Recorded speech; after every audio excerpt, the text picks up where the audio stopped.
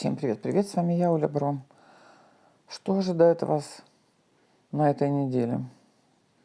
Сегодня понедельник, неделя перед Пасхой. Что вас ожидает? Что вас ожидает? Какая-то женщина с казенного дома дает вам, не дает вам, вернее, не выполняет обещания, вы начинаете злиться. Это может быть перенос срока встречи. Вам дали надежду, результат будет, но женщина чего-то от вас захотела большего, не знаю. Идет такая информация. Вы злитесь.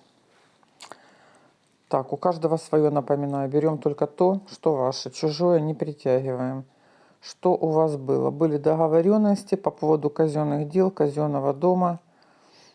Были договоренности, были переживания. Это у нас уходит. Договоренности у нас. Это было, это есть. Ну, надежда ваша. Видите?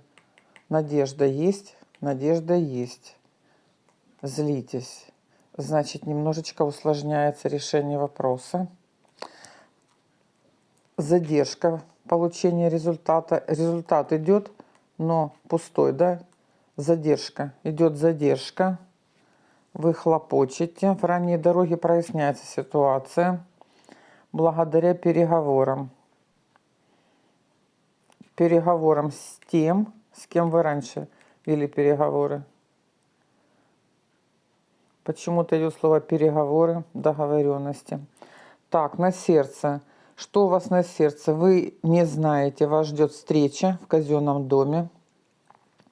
Хорошие новости по поводу болезни. У кого-то по поводу болезненной ситуации в казенном доме. Обстановочка. Обстановочка недели. Могут задерживаться получение результатов, но все равно результат будет.